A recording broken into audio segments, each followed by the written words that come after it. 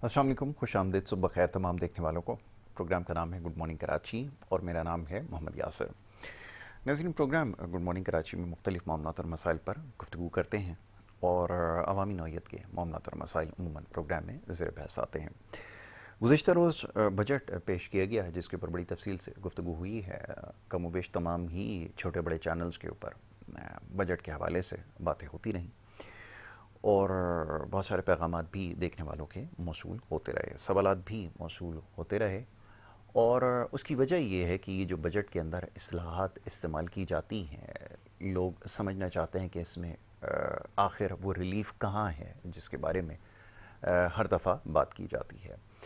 तो बहरहाल ख़बर तो ये है कि रिलीफ ना पहले कभी आपको देने की पोजीशन में हुकूमत थी और ना ही आगे दे सकेगी, और ये बात अब हमें समझ लेनी चाहिए। बाकी ये कि अल्फाज का और आदाद व शुमार का ये जो उलट फेर है, इसका नाम जो है वो बजट रख दिया गया है। हकीकत ये है कि एक आम आदमी ये जानना चाहता है कि उसका मयार ज़िंदगी कब बेहतर होगा, और ये जो बढ़ती हुई महंगाई है, चाहे आपको किसी भी अशारिये के ज़रिए इसको नीचा करके दिखाने की कोशिश करें, हकीकत ये है कि एक आम आदमी की क़ुव्वत ख़रीद मुकम्मल तौर पर तबाह हो चुकी है। और उसको बहाल करने की होना तो ये चाहिए था आइडियली कि कोशिश की जाती, कुछ इस तरह के प्लान्स इंट्रोड्यूस करवाए जाते जिससे उसकी क़ुव्वत ख़रीद बहाल होती। मगर ये कि इस दफ़ा एक दफ़ा फिर ये कोशिश की गई कि इसको मज़ीद दबा दिया जाए और जो बची कुची उसकी इस्तिताअत है उसको भी मुकम्मल तौर पर ख़त्म कर दिया जाए। बड़ा आसान करके समझा रहा हूँ, इसमें बहुत सारी टेक्निकल टर्म्स इस्तेमाल होती हैं जिससे आम लोग नावाकिफ़ हैं। तो बहरहाल हकीकत आखिर यही है कि कोई इसमें आवाम के लिए ना पहले कभी कोई रिलीफ था और ना आगे कभी दिया जाएगा। और अपनी मरातें, अपने जो अलाउंसेस हैं, तनख्वाहों में इजाफे हैं, वो सारे होते रहे हैं और आगे भी ये सिलसिला जारी रहेगा। बल्कि इस हद तक होता है, नाकाबिल यकीन हद तक, कि जो आला सरकारी अफसर हैं उनकी तनख्वाहों में 500% से ज़्यादा का इजाफा कर दिया गया है। ये सब करने का मकसद ये होता है कि आपको बावर कराया जाए कि आप जिस जगह पर हैं आप वहीं रहें, और ये जो मरात याफ्ता तबका है ये मुल्क पे इसी तरह जो है वो काबिज़ रहेगा।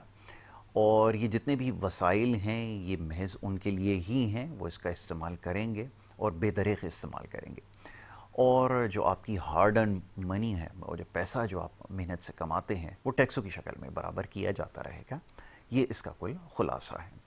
और बहुत सारी इस्तिलाहात हैं, वो जो कल भी हम आपको पढ़ के सुना रहे थे कि किस में कितना इजाफा, कितनी परसेंटेज रही है, इससे एक आम आदमी का कतई कोई लेना देना नहीं है।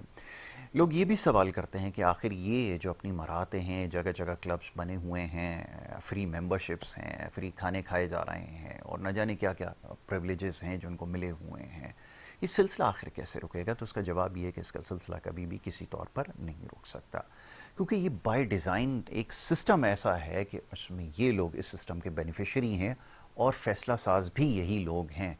तो ये किसी तौर पर मुमकिन नहीं है कि वो इस सारे सिलसिले को ख़त्म कर दें। इसको जमूद कहा जाता है, स्टेटस को कहा जाता है, ये उसकी पैदावार है, और ये कभी भी इस स्टेटस को नहीं तोड़ेंगे। ये जमूद हमेशा बरकरार रहेगा, क्योंकि जैसे मैंने अर्ज़ किया कि ये फैसला साज भी खुद हैं, तो ये कैसे मुमकिन है कि ये ख़ुद को टैक्स नेट में लाएं या कुर्बानी दें या अपनी मरातों को कम करें? ये मुमकिन हो ही नहीं सकता।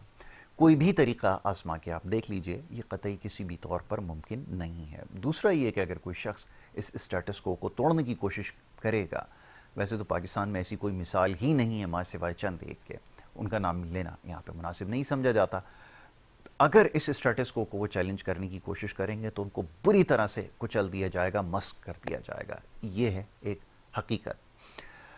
तो अब कैसे ये सिलसिला रोका जाए? जैसे अद्वियात की कीमतों के हवाले से, दीगर अजनास की कीमतों के हवाले से पूरी दुनिया में देखा जाता है कि प्राइसेस को स्टेबल रखने के लिए एक मैकेनिज़्म डिफ़ाइन किया जाता है।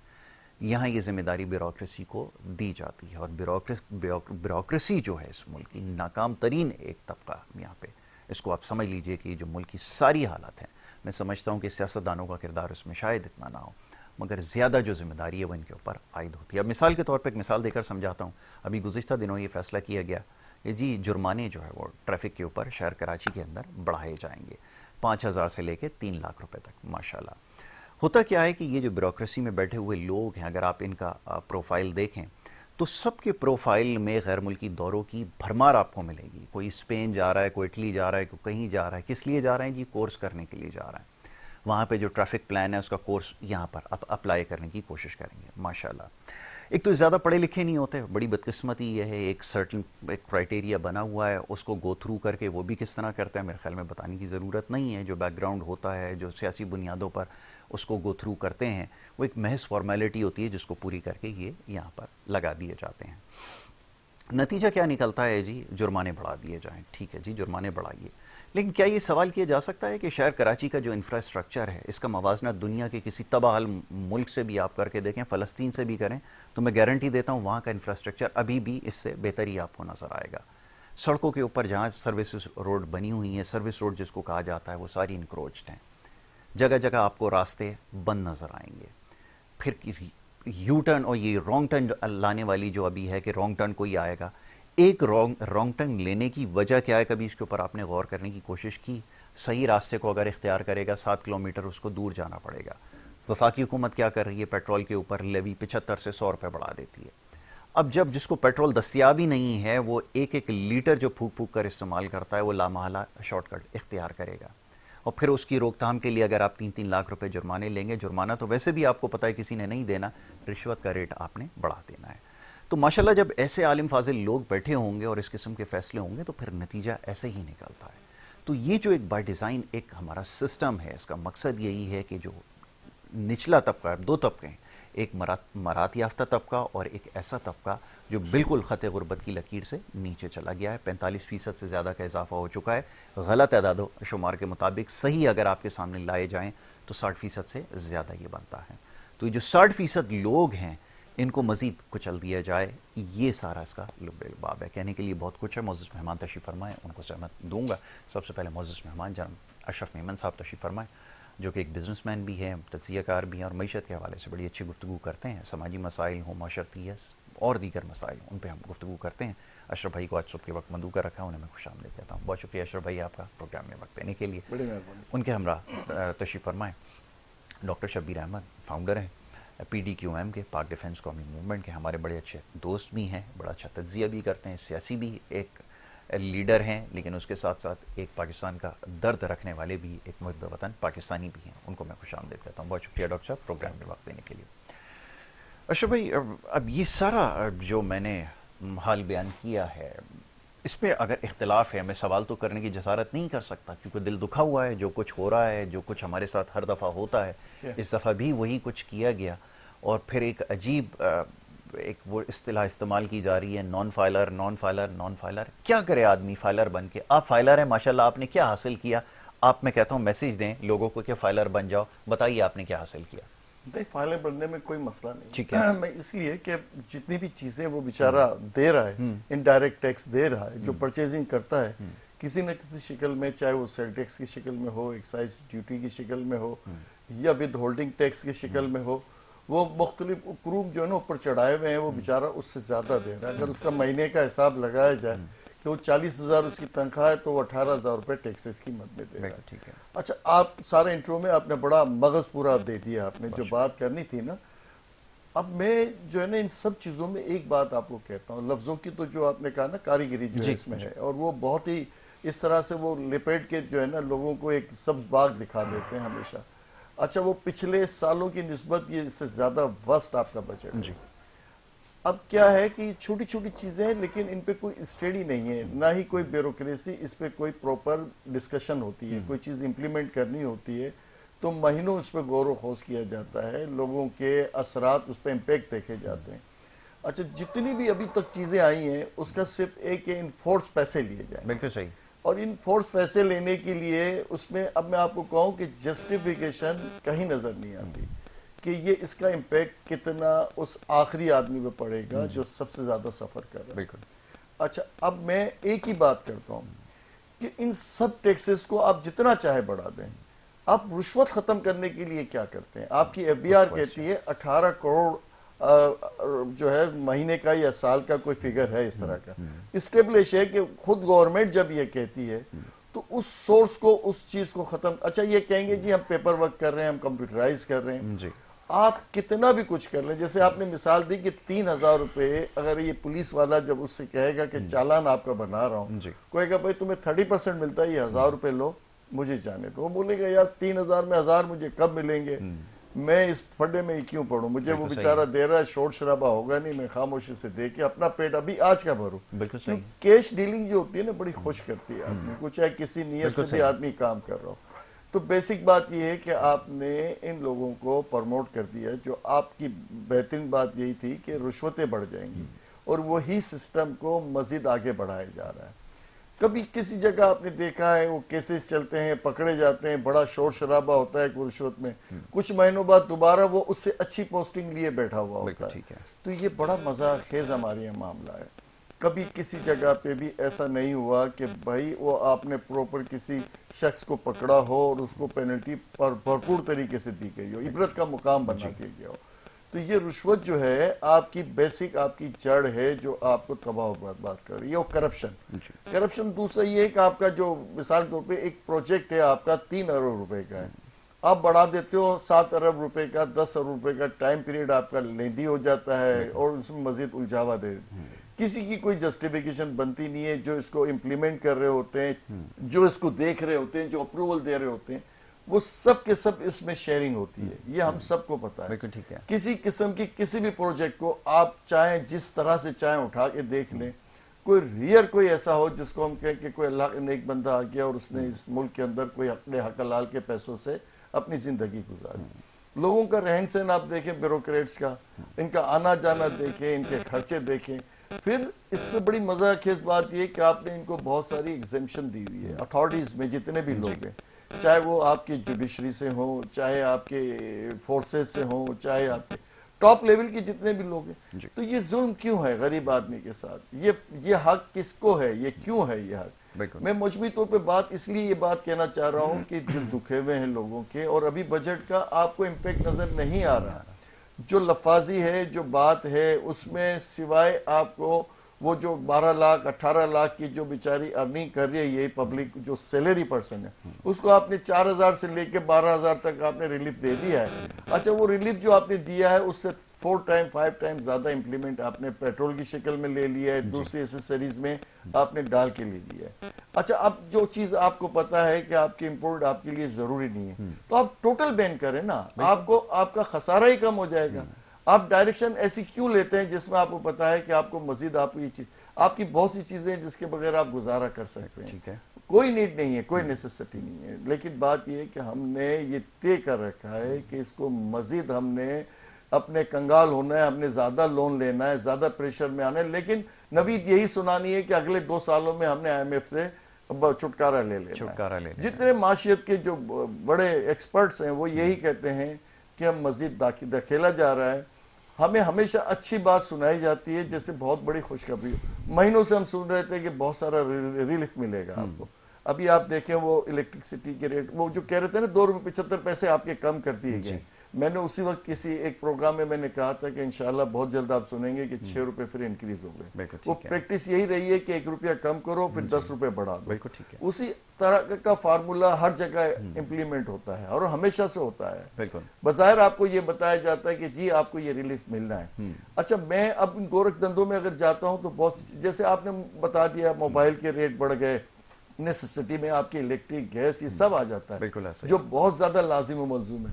اچھا فیسیلیٹ کیا کر رہے ہیں آپ, کچھ بھی نہیں کر رہے. آپ والی بات کہ ساری جتنی بھی لوگوں کی بیچاروں کی انکم ہے یہ انہی چیزوں میں چلی جاتی, سیکیورٹی میں, میڈیکل میں, یہ بیسک چیزیں ہیں آدمی کی. آپ مجھے بتائیں جیسے انفراسٹرکچر کی آپ نے بات کی ہے, بالکل صحیح بات کی آپ نے, کہ بھائی جو انکروچمنٹ آپ نے فٹ پاتھوں پہ دی ہوئی ہے جس پہ آپ کی پارکنگ کے نام پہ کروڑوں اربوں روپیہ چلا جاتا ہے, تو یہ آپ کو نظر نہیں آتا.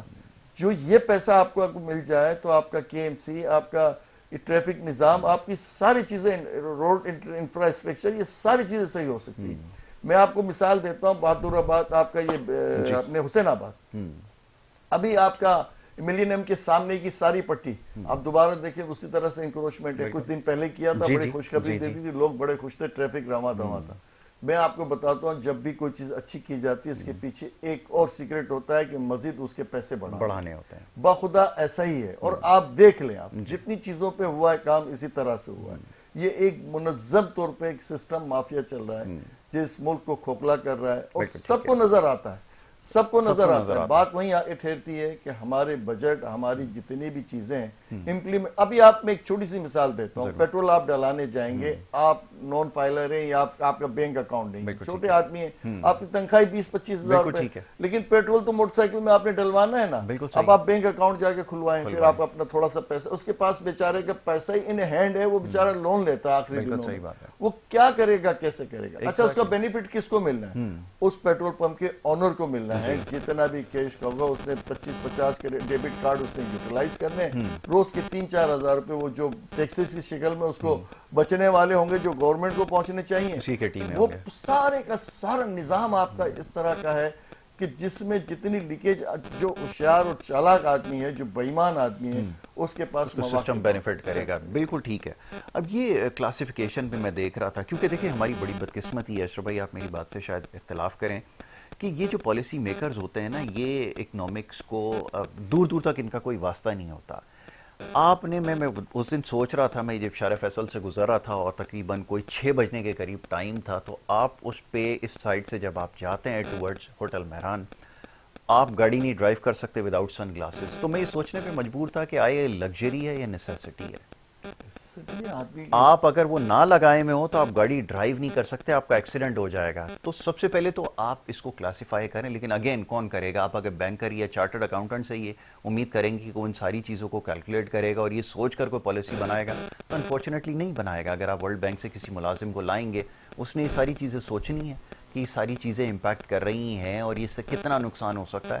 وہ ساری چیزیں اس کی کیلکولیشن میں ہو ہی نہیں سکتی. یہ تو میں ایک مثال دے رہا ہوں, اور باقی بہت ساری چیزیں ہیں جو پالیسی میکر جو ہیں ماشاءاللہ وہ نظر آتا ہے ان کی پالیسیز سے. آپ لوگوں کو پروموٹ کرتے رہے کہ آپ بجلی خود سے بنائیں, اپنا خود کفیل ہو جائیں, آپ کا ریسورسز جو ہے وہ ضائع ہو رہے ہیں. جب وہ سولر کی طرف گیا, آپ نے اس کے اوپر ٹیکس لگا دیا. یہ آپ کی اسٹریٹجی ہے.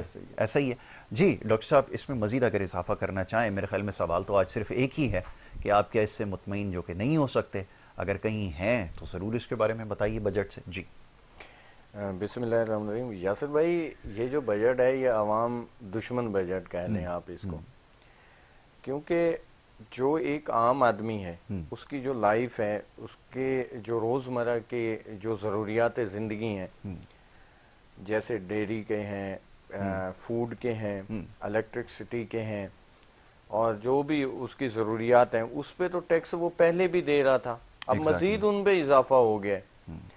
تو جو امیر طبقہ ہے اس کو تو اس سے کوئی فرق نہیں پڑتا, کیونکہ 90% تو ان کی جو آمدنی ہے وہ انلیگل ہوتی ہے. بالکل ایسا ہی. تو یہ جو بجٹ ہے اس حساب سے آپ یہ دیکھیں کہ ایجوکیشن میں اس بجٹ کی طرف سے ابھی ایک سمری انہوں نے پیش کی ہے کہ جس پہ غور و خوض فکر ہو رہا ہے کہ جی اس پہ جو ہے نا کیا بجٹ میں سے کچھ اس کو بھی حصہ دینا نہیں دینا. جی.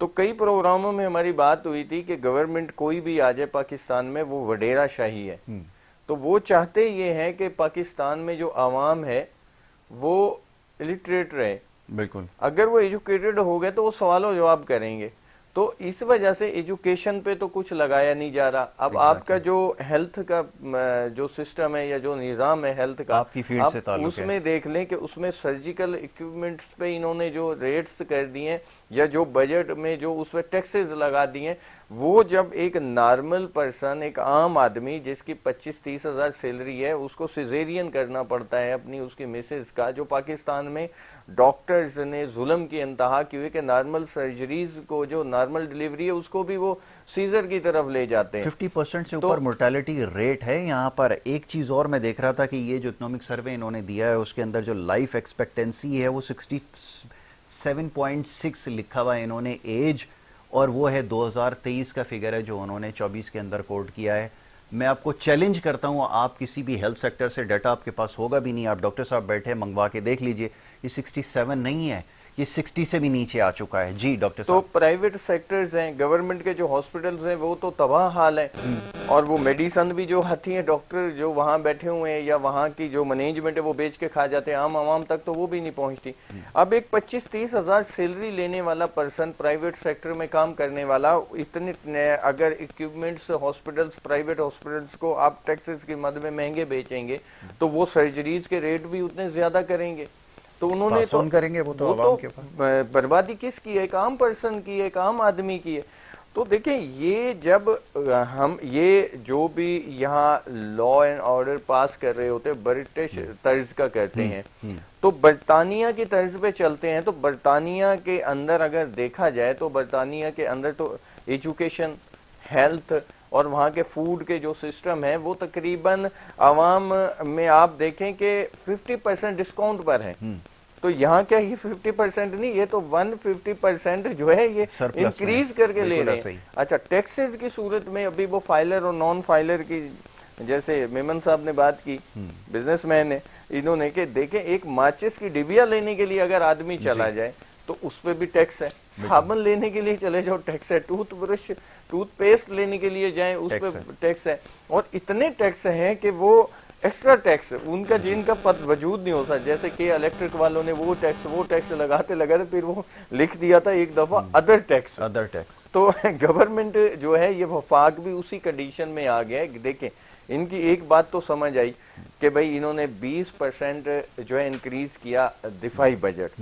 چلیں ٹھیک ہے جی, ہماری قوم کو ضرورت ہے, بلکہ ہمارا ملک جو ہے وہ عالمی سطح پر جو ہے اس کی جو کنڈیشن ہے اس کو بجٹ ہمارا اتنا دفاعی نظام میں ہونا چاہیے. پہلی دفعہ قطع کلامی کی معذرت چاہوں گا, میں یہ بار بار انسسٹ کر رہا تھا کہ اس دفعہ آپ کو واقعتاً ضرورت تھی, آپ 2900 یا 3000 ارب روپے الوکیٹ کر سکتے تھے, آپ کے جو للے تللے آپ ان کو کم کر سکتے تھے, یہ وقت کی ضرورت تھی. پہلی دفعہ میں بتا رہا ہوں, اس پہ ایمفیسائز کیا جا رہا تھا کہ آپ کو ڈیفنس بجٹ بڑھانا تھا, آپ نے اس کو 2500 ارب پہ ڈال دیا. چلیں اچھا چلیں وہ آ گیا. اس کے علاوہ آپ نے ایک چیز نوٹ کی ہوگی, یہ بجٹ آنے سے پہلے جتنے پارلیمنٹیرینز ہیں ان کی سیلریز انکریز ہوئی. جی اچھا وہ اس وجہ سے کہ میں شروع سے کہتا آ رہا ہوں کہ اپوزیشن تو ہے ہی نہیں نا یہاں, یا تو سب گورنمنٹ کے لوگ ہیں, کوئی کے پی میں بیٹھا ہوا ہے, کوئی یہاں پر ہے سندھ میں ہے, کوئی پنجاب میں ہے, کوئی بلوچستان میں ہے, تو یہ سب گورنمنٹ. اپوزیشن کہاں ہے؟ تو انہوں نے پہلے تو اپنے پیٹ بھرے, پھر جو وہ شاہانہ خرچے ہیں ہمارے آفیسر شاہی کے یا جو یہ ہماری گورنمنٹ کے لوگ ہیں وزراء کے, پھر ان کے مشیر, پھر ان کے سیکٹری, پھر ان کے سیکٹری, اور وہ جو سلسلہ چل رہا ہے, تو اسی حساب سے جو تھا اس کو تو کم کیا نہیں گیا نا. چلیں عوام دوست یہ ہیں تو سمجھ آئے کہ بھئی عوام دوستی میں آپ نے کیا کیا کہ کچھ اپنے جو آپ کے ایکسپینسز ہیں, جو ایکسٹرا ایکسپینسز بھی ہیں, ان کو آپ نے کم کیا. وہ تو نہیں کیا, وہ تو اور بڑھا دی ہیں. تو یہ سارا جو سسٹم ہے, ایک عام عوام جو ہے, عام آدمی جو ہے وہ اس سے متاثر ہو رہے ہیں. اور یہ دیکھ لیں کہ اس سے دشمنی, عوام دشمنی پیدا ہو رہی ہے اور عوام جو ہے وہ پریشان ہے. بالکل ٹھیک ہے. تو یہ آپ نے بالکل ٹھیک کہا کہ عوام اس سے یقیناً جو ہے وہ پریشان ہے, اور پریشان کیوں نہ ہو. یہ ساری صورتحال جس کا یہاں پر ابھی جائزہ لیا جا رہا ہے, مطلب آپ سود کی مد میں جو ادائیگی کریں گے 8,500 ارب روپے آپ نے ادا کرنا ہے اس کے اوپر, جو آپ صرف سود کی مد میں ادا کریں گے. پھر میں دیکھ رہا تھا ایک دو ایسی ایلوکیشنز ہوئی ہیں کہ وہ سکھر اور یہ موٹر وے جو بنانے کے لیے ایک پروجیکٹ تھا, اس کے اوپر 15 ارب روپے رکھے. بڑا مذاق ہے. تو میں یہ سوچنے لگا اس وقت بھی جب یہ اناؤنسمنٹ ہوئی بجٹ کی, تو میں نے کہا 15 ارب روپے, میں نے کہا یہ 115 اگر ہوتی تو پھر شاید کوئی بات سمجھ میں آتی, کام شاید ہو جاتا اس میں بھی. لیکن یہ تو بڑے پروجیکٹس میں اس کا شمار ہوتا ہے. 15 ارب روپے آپ نے اس میں ایلوکیٹ کیا. وہ یہاں کے جو وزیر ہیں ان کا اسٹیٹمنٹ آ گیا کہ یہ کیا ہے, اس سے وہ کہہ رہے ہیں وقت پہ شروع کرو, وقت پہ مکمل کرو. یہ تو ہو ہی جائے اگر تو بہت بڑی بات ہوگی. صحیح ہے, ان کی ریزرویشن صحیح ہے کہ K4 کے حوالے سے اور دیگر کے حوالے سے کوئی حتمی فیصلہ کر کے اس کو ایک طرف کرتے, لیکن اس میں بھی کوئی کلیئرٹی نہیں تھی. پھر اور آگے بڑھتے چلے جائیں آپ, پی ایس ڈی پی 1000 ارب روپے آپ نے ایلوکیشن کی. صحیح ہے, آپ ایلوکیشن کر رہے ہیں. میرا یہ سوال ہے کہ یہ پیسہ آپ کہاں سے جنریٹ کریں گے؟ میں آپ کو ابھی ایک آپ کی بات کو دیکھے کنٹینیو کرتا ہوں.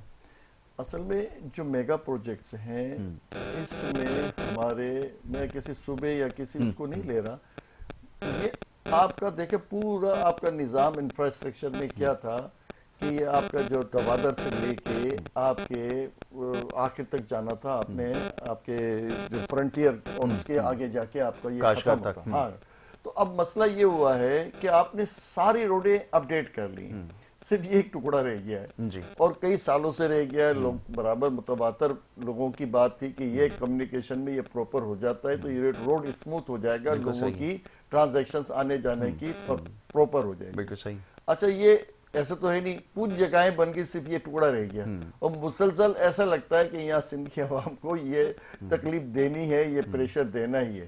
اچھا، تو یہ تو اپنا ان کا فیڈرل حکومت کا ہی یہ سارا تھا نا، اسی کا ڈومین ہے. بالکل تو اس کو تو اس ڈومین میں اس کو اسی طرح سے اسی اسپیڈ کے ساتھ ہونا چاہیے تھا جیسے سارے روڈ بنائے پروجیکٹس ہوئے. بالکل ایسا ہے. تو اب یہ نادرن تک جاتے جاتے یہ بیچ کا ٹکڑا جو رہ گیا ہے تو یہ کتنی بری سی چیز. اچھا، گوادر سے کراچی تک کا بھی روڈ ایسا پراپر نہیں ہے جہاں سے آپ نے یہ سارا کمیونیکیشن کرنا تھا. اچھا، اب یہ چیزیں جتنی بھی ہیں یہ اس سے تھوڑی سی بدمزگی یا جیسے کہنے دل آزاری ہوتی ہے وہاں کی عوام کی، وہاں کے لوگوں کو یہ سوچنے پہ مجبور کیا جاتا ہے کہ ہمیں شاید کہیں کسی چیز میں پیچھے کیا جاتا ہے. تو یہی بات یہاں نظر آ گئی بجٹ کے اندر.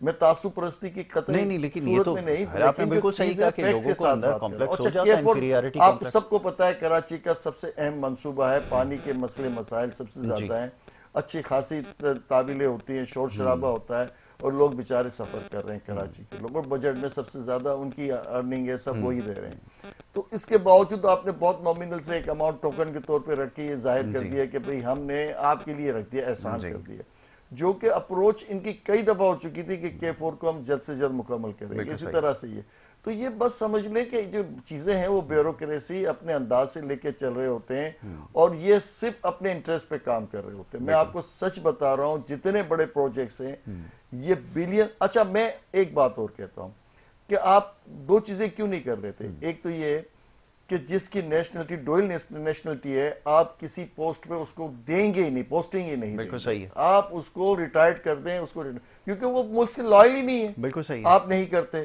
ہمیشہ سے لوگ چیختے رہے، کہتے رہے. دوسرا یہ کہ جو آفیسر 17 گریڈ سے لے کے 22 گریڈ تک کا ہے اس کے آپ آمدن اور ایکسپینسز کے سورس لے لیں. آپ بالکل ٹھیک ہے. ان کے سورس جو ہیں باہر جانے کے، ان کے گاڑیوں کے، ان کے رہن سہن کے، ان کے بچوں کی تعلیم کے، ان کے میڈیکل کے، آپ کو پتہ چل جائے گا کہ کہاں سے یہ پیسہ آ رہا ہے، کیسے آ رہا ہے. کوئی سمپل تھیوری ہے اس میں، کوئی ایسی چیز تو ہے ہی نہیں. یہ دو چیزیں کر لیں، آپ کے بہت سارے بجٹ میں فیصلے آپ کے کلیئر ہو جائیں گے.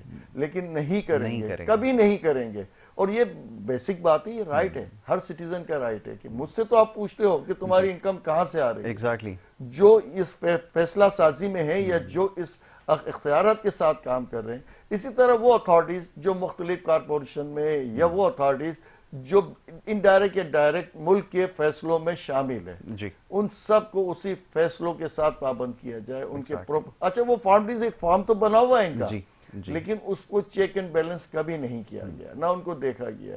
نیشنلٹی کا کئی دفعہ آ چکا ہے کہ اتنے لوگ باہر نیشنلٹی پہ لیے ہوئے ہیں، ریٹائرمنٹ کے بعد باہر ہے اور پینشن یہاں سے جاری ہے. ارے سر، آپ کی ریٹائرمنٹ کے دوسرے دن وہ ٹکٹ ہوتی ہے اور وہ باہر چلا جاتا ہے اور آپ کو سارا پتہ چل رہا ہوتا ہے کہ کون کہاں. میں نے الحمدللہ سیم ڈے میں بھی دیکھا ہے، صبح آخری دن تھا اور شام میں فلائٹ تھی. اس کے بعد اس کی جو پچھلی انکوائریاں چل رہی ہوتی ہیں وہ پاکستانی شہری ہی نہیں ہوتا. آپ بعد میں اس کو پھر کرتے رہے جو پروسیس کرنا ہے. بالکل ایسی سینکڑوں مثالیں آپ کو مل گئی ہیں. تو یہ جو چیزیں جو کرنے کی ہیں زیادہ اہم ہیں، جس پہ زیادہ دھیان دینے کی ضرورت ہے، اس پہ ہم کبھی بھی دھیان نہیں دیں گے. اس لیے کہ کرپشن کا راستہ آپ نے بہت سارے سیٹلمنٹ کرنے ہوتے ہیں، بہت سارے کمپرومائز کرنے ہوتے ہیں. تو یہ لوگ ہی آپ کے بہت سارے نان سینس جو معاملات ہوتے ہیں اس کو یہ ڈیل میں معاملات میں آپ کو لے کے چل رہے ہوتے ہیں. تو میں آپ کو کہتا ہوں یہ قدرت نے آپ کو ایک بڑا عظیم موقع دے دیا، آپ سرخرو ہو گئے، جنگ آپ نے جیت لی. لیکن یہ دوسری جنگ جو ہے نا، کرپشن اور یہ جو آپ کو میں بتا رہا ہوں بیسک چیزیں، اس پہ اگر تھوڑا سا کام کر لیں، اور میں ایئر چیف مارشل کہہ سکتا ہوں، چیف فیلڈ مارشل صاحب سے ریکویسٹ کر سکتا ہوں کہ جتنی آپ کی تھاٹ ہے، جتنی چیزیں ان میں، ان چیزوں کو بھی تھوڑا انفورس کروا دیں تو یہ خود پاکستان پہ کرم ہو جائے گا، پاکستانی عوام پہ آپ کی بہت بڑا احسان ہوگا. بہت بڑا احسان ہوگا. اور اس ساری ڈسکشن کے اندر بڑے مزے کی بات میں آپ کو بتاؤں، یہ کہیں تذکرہ نہیں تھا کہ یہ ہم جو یہ ساری ہم پہ اوبلیگیشنز لگی ہوئی ہیں جس کو ہم کہتے ہیں کہ by the virtue of IMF، ہم اس سے جو وہ پلان سے باہر آ جائیں گے. ہم نے کوئی ایسی چیز اس میں وضع ہی نہیں کی جس سے یہ پتہ چلے کہ ہم اس پلان سے باہر آئیں گے, اور اگلی دفعہ ہم جو ہے وہ سیلف سفیشینٹ ہونے کی کوشش کریں گے. یہ فارورڈ ہے, وہ بار بار لفظ استعمال کر رہے تھے ڈائریکشن. سر دیر از نو ڈائریکشن, یہ کوئی ڈائریکشن نہیں ہے آپ کے پاس, آپ بھی ڈائریکشن لیس ہی ہیں اسٹل. پہلے دن سے یہی سوال ہو رہا ہے کہ آپ کے پاس پلان کیا ہے. ڈاکٹر صاحب فرمائیے گا.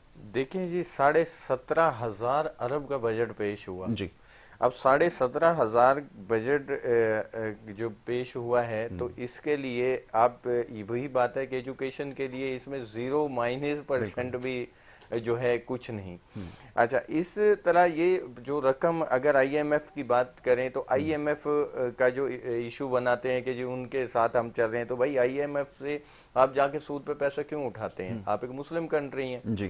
اور جبکہ آئی ایم ایف تو غیر مسلمز کا ہے, ان کے مذہب میں تو یہ چیز نہیں کوئی, لیکن ہمارے لیے تو ہے, امپورٹنٹ ہے کہ قرآن پاک میں اللہ نے فرما دی ہے کہ سود والے کی جو ہے, سود لینے والے کی اللہ اور اللہ کے رسول صلی اللہ علیہ وسلم سے جنگ ہے. تو اب جب ہم سود پر پیسہ لیتے ہیں, پاکستان میں آ رہے ہیں اور اس سے ہم یہ چاہ رہے ہیں کہ ہمارے ملک کا نظام بہتر ہوگا, تو کبھی ہو نہیں سکتا. نہیں, ممکن ہی نہیں. تو یہ سارا سسٹم جو ہے جی, یہ بیسک جو ہے یہ عوام دشمنی کا بجٹ ہے. وہی بار بار میں بات کر رہا ہوں, اس بجٹ کے تھرو جو ہے عوام کو اب چاہیے, یہ فائلر نان فائلر اور یہ جی آپ کے پاس کریڈٹ کارڈ ہے یا آپ کے پاس اے ٹی ایم کارڈ ہے تو آپ جائیں گے فیول لیں گے. چلیں اب وہی بات ہے کہ اب ایک عام آدمی جو بائک پر 100, 150, 200 کا فیول لیتا ہے ڈیلی, اور اس کی انکم جو ہے 18,000 روپے ہے.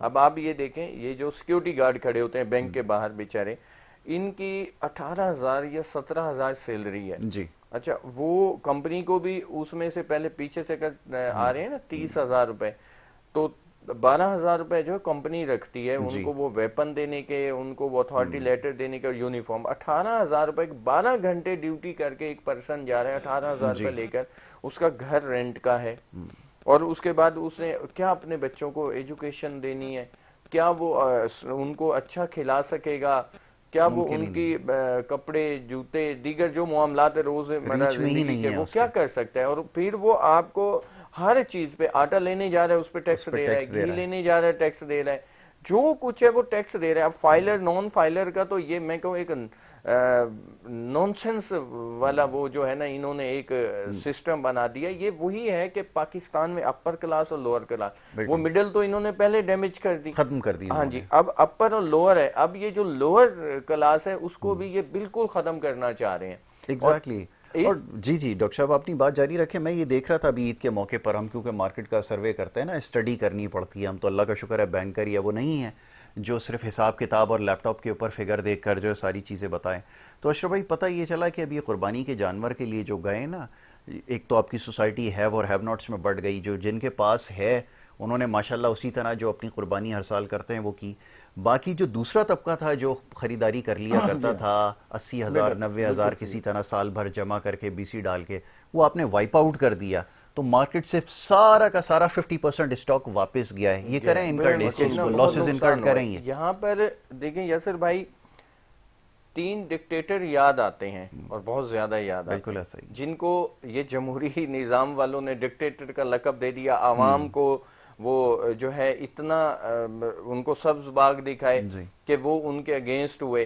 پہلے ایوب خان صاحب, اس کے بعد ان کے دور میں آپ دیکھیں ایکسیپشنل گروتھ ہو گئی, 7% کی GDP اچیو کی پہلی دفعہ پاکستان. اچھا اس کے بعد آپ آ جائیں پھر ضیاء الحق شہید صاحب کے دور میں, پھر اس کے بعد پرویز مشرف صاحب کا دور. جب پرویز مشرف صاحب جا رہے تھے نا تو انہوں نے کہا تھا آج سے پاکستان کا اللہ حافظ ہے. تو اللہ ہی حافظ ہے. جب بزنس مائنڈ انایجوکیٹڈ لوگ بیٹھ جائیں گے جنہوں نے صرف 2+2 جانتے ہیں, تو وہ عوام کے ساتھ کیا کریں گے؟ عوام کے ساتھ یہی کچھ ہی ہوگا جو ہو رہا ہے. ابھی عوام کو سوچنا ہے کہ اس طرح سے یہ جو ملک دشمن عناصر ہیں جو ملک کو اندرونی طور پہ کھوکھلا کر رہے ہیں, عوام کو ذبح کیا جا رہا ہے, تو ان کو کس طریقے سے جو ہے ان سے نپٹا جائے, اور کوئی ایسی جو ہے قیادت سلیکٹ ہو جو عوام دوست قیادت ہو. اور اس طرح سے نہیں کہ جن کے محلات آؤٹ آف کنٹریز ہوں. وہی آپ والی بات ہے کہ صبح میں جو ہے وہ اگر کوئی وزیر ہیں یا کوئی بڑے آفیسرز ہیں کسی ڈپارٹمنٹ کے، صبح میں اگر وہ ریٹائر ہو رہے ہیں یا وہ ان کی وزارت جا رہی ہے تو شام کی ان کی فلائٹ ہوتی ہے اور وہ پاکستان سے جا رہے ہیں۔ ڈاکٹر صاحب ایک گزارش کرتا ہوں کہ آپ یہ جو آئی ایم ایف کے ساتھ آپ کے ڈائلاگ ہوتے ہیں نا، اس کی ویڈیو بنا کر ذرا دکھا دیں یا اس کو لائیو چلوا دیں جب آپ ڈائلاگ کر رہے ہوتے ہیں، تاکہ لوگوں کو بھی پتہ چلے کہ وہ کون سی کنڈیشن ہے جو آپ کے سامنے رکھتے ہیں اور آپ ان کے سامنے اپنا کیا مقدمہ رکھتے ہیں، ذرا لوگوں کو پتہ چلے۔ کیونکہ خیال یہ ہے اشرف بھائی، اگر آپ کسی سے پوچھیں گے کوئی سڑک پہ جا کر کہ آئی ایم ایف کیا ہے تو وہ کہے گا ایک بہت بڑی سی ایک بلا ہے جس کے 2 دانت آگے نکلے ہوئے ہیں۔ اس کو یہ تاثر دیا گیا ہے کہ آئی ایم ایف کوئی ایسی چیز ہے جو لوگوں کا خون چوسنا جانتی ہے۔ یہ ڈائلاگ جو میں نے کہا ہے اگر یہ سنوا دیں، پہلے یہ کر سکتے ہیں آپ بتائیے، تو لوگوں کو اگر پتہ چل جائے کہ وہاں پہ کیا باتیں ہوتی ہیں تو کدھر جائیں گے یہ؟ دیکھیں آئی ایم ایف کی جو ڈکٹیشن میں بیسک بات یہ ہوتی ہے کہ آپ 1 روپیہ لے رہے ہیں مجھ سے، آپ نے 1 روپیہ 30 پیسے مجھے دینے ہیں 5 سال جی۔ اب یہ آپ پلان دیتے ہیں کہ بھئی یہ ہم نے یہ اس طرح سے آپ کو 1 روپیہ 30 پیسے دیتے ہیں، وہ کہتے ہیں کہ اس میں یہ کمزوری ہے، آپ دے ہی نہیں سکتے، جی۔ تو ان کو پھر آنا پڑتا ہے۔ اچھا جب آنا پڑتا ہے تو جو ان کی جو امپلیمنٹ کروانے کا جو انفورس طریقہ ہے اس میں تو وہ ظالمانہ ہے، کیونکہ انہوں نے 30 پیسے تو لینے اپنے سیکیور کرنے، اب 30 پیسے جو سیکیور کرنے تو اس میں کیا کرتے ہیں وہ پالیسیاں ڈال دیتے ہیں جس میں خود تو فیسلیٹ ہوتے ہیں، غریب آدمی جو ہے وہ سفر کر رہا ہوتا ہے، ان کو 1 روپیہ 30 پیسہ چاہیے، آپ نے پوزیٹیوٹی کے ساتھ وہ پلاننگ کر کے آپ نے 1 روپیہ 30 پیسے ان کو دینا ہے۔ معاشیت کا اصول بھی یہی ہے کہ وہ اپنا پیسہ ارن کرنا چاہ رہے ہیں، وہ آپ کو ڈکٹیشن دے کے ان کو کوئی بینیفٹ نہیں ملے گا سوائے اس کے کہ مزید وہ اپنی شکل خراب کریں گے۔ وہ اس لیے ان کو انٹرفیرنس کرنی پڑتی ہے کہ آپ کے فیکٹس اینڈ فیگر میں بہت سارا ڈیفرنس آتا ہے، ہمیشہ آتا ہے، اور جب یہ دیکھیں ابھی بھی جو لاسٹ ایئر ہم نے ایک ٹارگٹ رکھا تھا وہ امپلیمنٹ ہمارا پورا نہیں ہو سکا۔ اچھا ہر سال ہم پھر کیا کرتے ہیں کہ بیچ میں 3 مہینے 4 مہینے بعد ایک اور بجٹ اناؤنس ہو جاتا ہے اور وہ خاموشی سے ہو جاتا ہے، نوٹیفیکیشن سے نکل آتے ہیں اور وہ اس پہ امپلیمنٹ بھی شروع ہو جاتا ہے، جو ہم دیکھتے رہتے ہیں اور چیختے رہتے ہیں۔ اشرف بھائی میں سوری ایک چیز کا اضافہ کروں کہ یہ بجٹ تو ہمارا آ رہا ہے، ہر 15 دن کے بعد آپ کا بجٹ آتا ہے نا، جس میں آپ پیٹرول کی پرائس بڑھاتے ہیں، جس کے بعد ساری چیزوں کی قیمتیں جو ہے وہ ریوائز ہوتی ہیں، اس میں اضافہ ہو جاتا ہے۔ نہیں کبھی کبھی آپ کو خوشخبری ملتی ہے کہ 2 روپے کم کر دیے گئے، 2 روپے کم کر دی، دوسرے مہینے وہ 5 روپے پھر بڑھ جاتے ہیں، جو 2 دن کے بعد کم ہوتے ہیں پھر۔ ہاں تو میرا صرف کہنا یہ ہے کہ یہ تو خیر ٹیکٹس ہے، میں اصل جو بات آپ کو کہہ رہا ہوں کہ جو بیسک چیزیں ہیں نا آپ کی، ایک تو میں نے کہا کہ نیشنلٹی کا جو سلسلہ ہے نا، دیکھیں جو آئی ایم ایف میں بیٹھا ہے یا دوسری جگہ بیٹھا ہے وہ اس کا قومی انٹرسٹ ہے ہی نہیں، نیشنلزم کا جو بیسک اصول ہے کہ یہیں جینا، یہیں مرنا، یہیں خرچ کرنا، وہ کہاں نظر آتا ہے؟ اور دنیا میں کہیں پہ بھی نہیں ہے، جتنے بھی بڑے ملک ہیں سب سے پہلے پابند کرتے ہیں کہ آپ نے اس ملک کے ساتھ سنسیئرٹی و وفاداری کرنی ہے اور اس ملک میں رہنا ہے۔ اگر آپ نے دوسرے ملک میں آپ نے نیشنلٹی لی ہوئی ہے تو وہاں پہ بھی حلف نامہ آپ نے ایک بھرا ہوا ہے کہ اس کے قواعد کے حساب سے لیا جاتا ہے کہ کوئی ہمیشہ سے وفادار رہیں گے۔ پھر آپ جب وفادار وہیں کے ہوں گے تو آپ نے تو یہ ٹیکہ لے رکھا ہے کہ یہاں سے جتنا پیسہ ملنا ہے چاہے کرپشن کی شکل میں ملے یا آپ کو انفورس جو پالیسیز میں آپ کو ڈالا جا رہا ہو تو اس کا جو بینیفٹ ملتا ہے، کیونکہ بہت سے عوامل ہیں جس میں یہ باتیں آتی ہیں، آپ کی لیکیج ہیں بہت ساری، تو یہ اب یہ تو بڑی لمبی ڈسکشن ہے، لیکن بات صرف اتنی سی ہے کہ یہ 2 چیزیں کر لیں نا، یہ کہ ایک تو نیشنلزم کی بات بہت دفعہ ہو چکی ہے، بالکل صحیح، لیکن کیا ہوتا ہے 2-4 دن 15 دن شور ہوتا ہے، مہینہ شور ہوتا ہے، اس کے بعد پھر اپنی جگہ پہ ہی ہو جاتا ہے۔ 100% یہ آ جائے بات کہ جی جو بھی نیشنلٹی کسی اور ملک کی ہے اور اس نے چھپائی ہے یا کسی سورس سے پتہ چلا تو یہ جرمانہ اور یہ ساری اس کی پراپرٹیاں، اس کی ساری جائیدادیں جو کنفسکیٹ کریں، بالکل ایسا ہی۔ تو یہ چیزیں جو ہیں اس پہ امپلیمنٹ کرنے میں کتنی دیر لگتی ہے؟ یہ میں ایز اے سٹیزن میرا رائٹ ہے، میں یہ بات کہنے کے حق میں ہوں اور میں اس پہ چاہتا ہوں کہ اس پہ امپلیمنٹ ہو۔ دوسرا یہ کہ رشوت کی سزا فوری طور پہ کیوں نہیں دی جاتی؟ بہت سے فیصلے آپ کے بہت سارے فیصلے ہو جاتے ہیں تو یہ ایسے قوانین کیوں نہیں بنائے جاتے ہیں جس میں کرپشن کی سزا سب سے زیادہ ملنی چاہیے؟ اور دیکھیں چائنا نے جب یہ کیا تھا، آپ دیکھیں اتنا بڑا ملک ہے، ان کی شفافیت دیکھیں یا وہ ملک دیکھ لیں جو آپ کے بعد دنیا میں وجود میں آئے یا دنیا میں آپ سے بعد میں ترقی کی ہے، بالکل ایسا ہی، وہ جو ان کے اپنے کام میں جو فیئرنیس ہے اور یا جس کو کہہ لو کہ اونیسٹی کے ساتھ سنسیئرٹی سے اپنے ملک سے وفاداری کر رہے ہیں، تو وہ دیکھیں کہاں سے کہاں پہنچ گئے۔ وہ ملک جن کا نام لیتے ہوئے ہم ہنستے تھے، وہ ملکوں کا آپ دیکھیں تو آئیڈیلزم ہم تو حیران و پریشان ہے کہ یورپ سے زیادہ منظم طریقے سے وہ کام کر رہے ہیں اور کہیں سے کہیں نکل گئے. ہمارے پاس سورسز کی کمی نہیں ہے, ہمارے پاس انفراسٹرکچر کی کمی ہونی نہیں چاہیے, لیکن بلا وجہ ہم نے کر رکھا ہے, شہر کو تماشا بنا دیا. 1960 کے اندر آپ کے باہر کے لوگ آپ کے پاکستان آ کے فخر محسوس کرتے تھے, اب لوگ ہمارے یہاں والے جو شرمندہ ہیں کہ ہم کراچی کے رہنے والے ہیں. تو یہ عجیب سا ماحول, عجیب سی وحشت زبردستی کی تھوپی جا رہی ہے.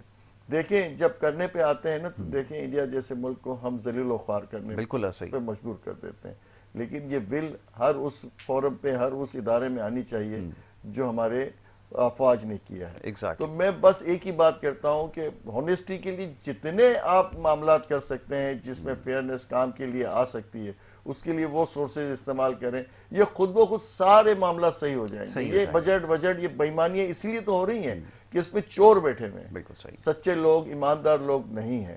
جو آپ نے بات کی نا, باہر سے جو وزٹ کر کے آتے ہیں, باہر سے جو پڑھ کر آتے ہیں, ان کو یہاں کی بیس, ان کی یہاں کی جو ہے اصل حقائق کا پتہ ہی نہیں ہوتا ہے. ان کو حقائق کا پتہ چلتا ہے تو اس دوران تو وہ ریٹائرڈ ہو کے چلے جاتے ہیں. ایسا ہی ہے, بالکل ٹھیک ہے. اچھا ایک چھوٹی سی بریک یہاں پر لے لیتے ہیں, اور بریک کے بعد کچھ ٹائم ہمارے پاس ہے تو کوشش کریں گے اس میں بھی کچھ باتیں جو ہیں وہ کر لی جائیں معزز مہمانوں سے. مختصر سی ایک بریک ہے, بریک کے بعد واپس آئیں گے. آپ دیکھتے رہیے ہمارا پروگرام.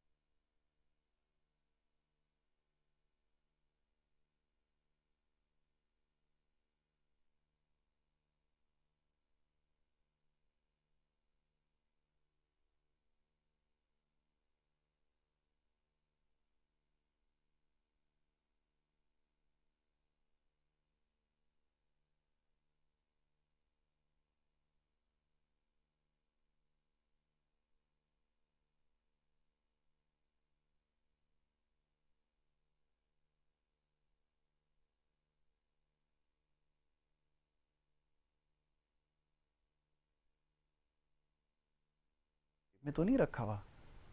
آ جائیں آ جائیں, ادھر سائڈ میں رکھا ہوا ہے, یہ سامنے رکھ دیں گے نا, ہمنگ نہیں آئے گی. یہ اصل میں اس کو نا کیچ کر رہا ہوتا ہے یہ جب تک سگنل آ رہا ہوتا ہے, وہ زوم ہوتا رہتا ہے. وہ مجھے کہہ رہا تھا, میں نے کہا ہم دونوں کیمرے پہ ہیں تو اشارہ نہیں, کوئی بات نہیں, کوئی بات نہیں, نہیں.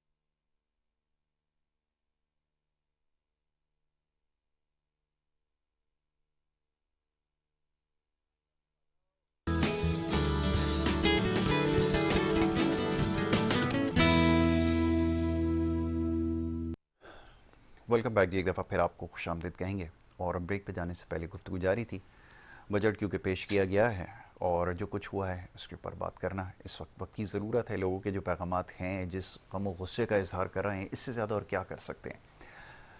تو وہ چاہتے ہیں کہ اس کے اوپر بات کی جائے, اور نہ چاہتے ہوئے بڑی سخت باتیں ہیں, کرنی پڑیں گی. بہرحال یہ بھی ضروری ہے. ڈاکٹر صاحب, وقت میرے پاس کم ہے, میں چاہوں گا کہ ایک ایسی ایڈوائز اس وقت دی جائے, کوئی بھی حکومت ہو, چاہے یہ والے ہوں, چاہے تبدیلی ہوں, الٹ پھیر والے ہوں, یو ٹرن چورنگی والے, کوئی بھی ہوں, کام سب نے یہی کیے ہیں, کرنے کی کیا ضرورت ہے, کیونکہ اب ہم اس کے متعامل نہیں ہو سکتے. اور ایک چیز اور میں جملہ اضافہ کر دوں, ہمیں کہ جو باہر بیٹھا دشمن ہے اس سے کوئی خطرہ نہیں ہے, اصل خطرہ جو ہے نا وہ ہمیں ان لوگوں سے. دیکھیں, یہ کوئی بھی سیاسی جماعت ہو, کوئی بھی اس کا کارکن ہو یا عہدیدار ہو, یہ جتنے یہ مختلف پارٹیوں میں گھومتے ہیں کہ ان کو پتا ہوتا ہے کہ کون سی اب آنے والی یہ آ جاتے ہیں, اور ان کے وہی سسٹم ہے کہ عوام دشمنی, کہ عوام کو کیسے لوٹنا ہے. بہتر یہی ہے کہ اب عوام بھی سمجھ گئی ہے ان کے سارے چال بازیاں. اگر انہوں نے اس ٹائپ کے بجٹس ہیں, پہلے تو اسی بجٹ میں نظر ثانی کریں اور عوام کے جو عوام کو ریلیف دیں ان کے روزمرہ کی لائف کے حوالے سے, اگر یہ آگے سکون سے رہنا چاہتے ہیں. ورنہ یہ بجٹ جو ہے نا یہ عوامی سطح پہ ان کے گلے میں آ جائے گا, گلے میں آ جائے گا. جی اشرف بھائی. اچھا, میں ایک بات آپ کو کہہ دیتا ہوں جو سب سے زیادہ اہم ہے. بجٹ کے حوالے سے ہم اپنی بیوروکریسی پہ زیادہ انحصار کرتے ہیں. بالکل صحیح. ہونا یہ چاہیے کہ آپ کی ایسوسیشنز ہیں, چیمبرز ہیں, آپ کی مختلف کمیٹیاں ہیں جو کہ بزنس کے ساتھ کنیکٹڈ ہوتی ہیں, اپنے اپنے معاملات میں ایک ان کا پوائنٹ آف ویو ہوتا ہے. وہ ہمیشہ سے کہتے رہے ہیں کہ ہمیں آپ ٹارگٹ دے دیں, ہم آپ کا ٹارگٹ اچیو کر دیتے ہیں. بالکل صحیح. یہ جو پالیسیاں ہیں ان کو پوزیٹیو بنانے کا بہترین حل یہ ہے کہ ان کی سفارشات ان کو سنا جائے, اور جو ٹارگٹ حکومت کے ہیں بالکل دوستانہ ماحول میں بیٹھ کے ان کو ڈسکس کر کے ان کو کہا جائے کہ آپ یہ امپلیمنٹ کر کے, تو وہ پالیسیاں آپ کی بہت زیادہ فیئر ہو جائیں گی, بہت سے آسانیاں آ جائیں گی. ہماری یہاں سب سے زیادہ جو نقصان پہنچتا ہے ہماری بیوروکریسی کی, وہ جو ہوتی ہے نا فارملیٹیز پوری کرنے کا جو طریقہ کار ہے وہ کمپلیکیٹڈ ہوتا ہے, اور وہ بیچارہ عام آدمی اس کے گھن چکری میں پھنس جاتا ہے. اچھا, میں آپ عام ایک آپ کا انکم ٹیکس ایک فارم ہے آپ کا, آپ بھرتے ہیں, آپ پروفیشنل ہے ہی نہیں, آپ کو 10,000 کا 8,000 کا آدمی رکھنا پڑتا ہے یا 4,000 کا آدمی, تو وہ 4,000 روپے وہ ایکسٹرا دے دے گا, وہ رشوت میں نہیں دے گا, اپنی چیزوں کو بہتر کر لے گا بنسبت اس کے کہ آپ اس کو ایک فکس اماؤنٹ کر دو. کیونکہ آپ کے یہاں ابھی الیٹریشن زیادہ ہے, آپ کے یہاں پڑھائی کا نظام نہیں ہے, اتنی کمیونیکیشن اچھی نہیں ہے, پھر آپ کہتے ہیں کہ سارا نظام کمپیوٹرائز ہو جائے. بالکل صحیح. کہاں سے ہوگا, کیسے ہوگا؟ تو یہ ہے کہ جتنی ایسوسیشنز ہیں, چیمبرز ہیں, جتنی کمیٹیاں ہیں مختلف جو بھی اس کو اداروں کو ڈیل کر رہی ہوتی ہیں, ان کو آگے بڑھایا جائے, ان کی سفارشات پہ عمل کیا جائے. میں کہتا ہوں بہت زیادہ چیزیں آسان ہو جائیں گی, اور میں ایمانداری سے کہتا ہوں کہ پالیسیاں ان جو بیوروکریسیوں کی بنی ہوئی ہے اس سے زیادہ اچھا امپیکٹ پڑے گا, کیونکہ یہ پریکٹیکل لوگ ہوتے ہیں, یہ کام کرتے ہیں, ان کو تجربہ ہوتا ہے. یہ آپ نے صرف 3 مہینے کا کورس کر کے اس کو نہیں سیکھ سکتے, انہوں نے گراؤنڈ کے اوپر مار کھائی ہوتی ہے, صبح سے لے کے شام تک یہ چیلنجز دیکھتے ہیں, پھر 100 طرح کی اتھارٹیز کو منہ دینا ہوتا ہے. میں عام زبان میں بات کر رہا ہوں, تو یہ زیادہ سمجھتے ہیں ان ساری چیزوں کو, کور معاملات کو.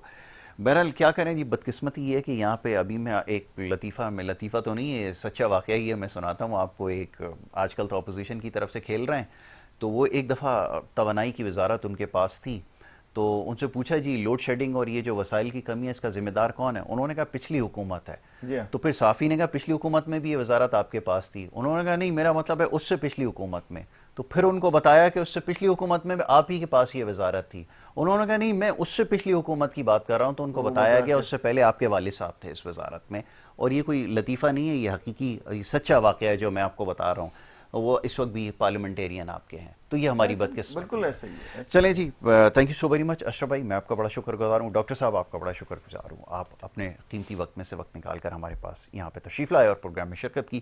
وقت ہو رہا ہے جی ایک بریک کا, بریک کے بعد دوسرا سیگمنٹ ہے اس کی طرف بڑھیں گے. آپ دیکھتے رہیے ہمارا پروگرام.